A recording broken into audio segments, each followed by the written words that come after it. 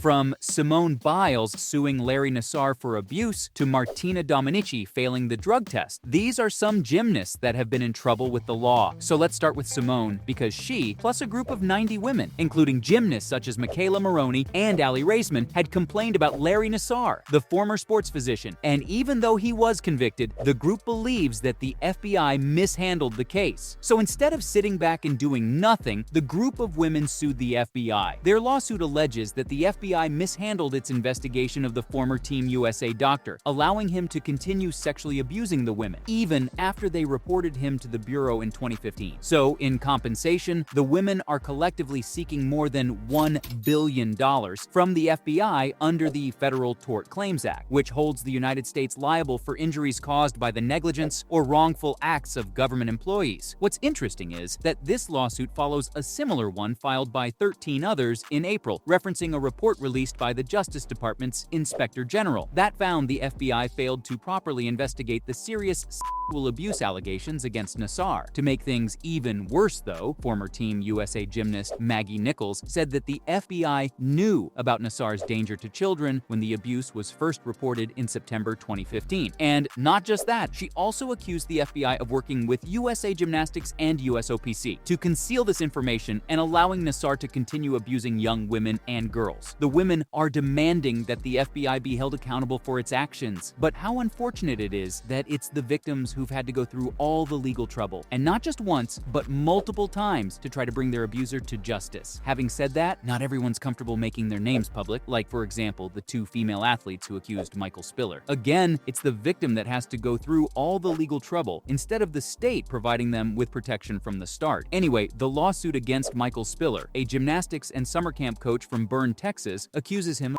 sexual abuse. This happened back in November 2022 when Spiller, a 74-year-old, was arrested on charges of indecency with a child. The victims described instances of sexual abuse and inappropriate conduct by Spiller. But on top of that, it expects that many other lawsuits will be filed against the perpetrator. For now, the victims and their families have cooperated with law enforcement, but of course, because they seek accountability and justice. The only problem, again, is that even after being the victims, it's them that have to go through the process when they should be the ones relaxing and having a stress-free time. That said, the law firm encourages other victims to come forward and report their experiences. After all, it makes things so much more clear, even if the incident happened years ago. It's so infuriating to even read one of the accounts a victim came forward with, because she claimed that the abuse happened during the Circus Arts for Kids program at the Bourne Gymnastics Center around 2001, when she was just 12 or 13 years old. Now, even though Spiller did turn himself into the police on November 18th, it didn't take him long to post a bond. But here's the twist. He got arrested once more for a second warrant of indecency with a child, and now he's in custody at the Kendall County Jail. Unlike these cases, though, not all gymnasts are victims. In fact, some get banned for cheating their way into the game, like in the case of Ukrainian gymnast Oleg Verniayev. The dude's an Olympic champion, but at what cost? He got banned from the sport back in 2020 for, get this, a failed drug test. Verniayev tested positive for meldonium, a substance that's completely banned in the sport. And to implement the ban, the Gymnastics Ethics Foundation, responsible for disciplinary cases in gymnastics, made sure not to delay it further than November 2020. Now, given that Verniayev was in complete violation of the basic rules, it makes sense why he was also ordered to pay around 5,600 euros as well. But the athlete maintains his innocence to this date. And whether it helped him in his case or not, he did eventually walk out with a reduced ban in March of this year. Not just that, the Court of Arbitration for Sport decided to allow him to compete immediately as well. But it's not how it seems. Sure, Verniayev appealed the case to CAS, arguing that he tested positive due to contaminated food, but CAS was having none of it. They not only upheld the violation, but also made sure to mention that the ban's been reduced and not canceled altogether. The reason? There were grounds for a reduced ban. Now, I'm not sure what that means, because the court didn't provide the reasons for this. In the end, what this means is that the 29-year-old will finally be able to compete in the 2024 Olympics. Now, while we're on the subject of Ukraine, let's talk about the Russian gymnast Ivan Kuliak. This guy received a one-year ban in 2022 for wearing the letter Z on his leotard. Now, that doesn't make sense, not unless you know what it stands for. Well, to put it clearly, the Z motif is used by Russia as a pro-war symbol. No wonder the International Gymnastics Federation immediately slapped a ban on it. Kuliak, who won bronze in the parallel bars at the Apparatus World Cup, displayed the letter while standing on the podium, and that too alongside Ukrainian gold medalist Ilya Kovtun. The FIG stated that Kuliak violated multiple codes of discipline and technical regulations of the federation by wearing the letter Z on his singlet. Way to pin every violation under the sun on him. But surprisingly, Kuliak expressed no remorse for his display. In fact, he claimed that he was standing for peace, saying that he understood the symbol to represent victory and peace. I mean, sure, that can make sense, but who's to say that he didn't say that to avoid the ban? Unfortunately, none of that helped. Instead, he was also stripped of his bronze medal and was told to return the prize money. But there's still one confusion though. Prior to this incident, the FIG had already imposed a ban on Russian and Belarusian athletes from participating in future events. So how did he get through? Anyway, let's go back to the doping issue, because clearly it's very common. At least Deepa Karmakar's 2-year ban says so, but it's even more shocking given how impressive she's been over the years. The ban is said to be regarding the anti-doping violation under the whereabouts rule. It's been rumored for a while that Deepa got suspended because of not complying with the guidelines. But what's weird is that the GFI, the National Anti-Doping Agency, and the International Gymnastics Federation, all three remained tight-lipped on what really happened. That may also be because the actual violator is Deepa's coach, Bishweshwar Nandi. His crime? Not providing Deepa's whereabouts on the Anti-Doping Administration Management System. This is important because the ADAMS system is designed to ensure effective out-of-competition testing, and athletes in the registered testing pool are required to provide their whereabouts on a quarterly basis. What that means is, if an athlete commits 3 whereabouts failures within a 12-month period, it makes up an anti-doping rule violation, and then you get a ban that can last anywhere between 12 to 24 months. That said, athletes are ultimately accountable for their own whereabouts and can't shift all the blame to their representative, whether that's for inaccurate information or failure to update their location. But on top of that, the SAI distanced itself from the suspension, stating that Nandi is a coach with the Tripura government's state sports department and not on their payroll. Weirdly enough, everyone's tried to stay away from the whole incident, even though if it was handled properly, it wouldn't have been an issue in the first place. Now, to go one step further, we've got Martina Dominici. The gymnast from Argentina went an extra step and got banned for 3 years instead. And not just that, she also got stripped of 5 continental medals. But why so harsh? Well, allegedly, the Argentinian athlete tested positive for not only stanozolol, but also oxandrolone, all of which happened during the Pan American Gymnastics Championships in June. Shockingly, the ban was even longer than 3 years, but since Dominici didn't contest, it got reduced to 3 years, which is good. But having said that, she's only going to get unbanned a month before the 2024 Paris Olympics. Now, that may look good on the surface, but it means that she'll be serving the ban throughout the selection process. So really, she's not going to compete. And there you have it. From Martina Dominici failing the drug test to Simone Biles suing Larry Nassar for abuse, those were some gymnasts that have been in trouble with the law.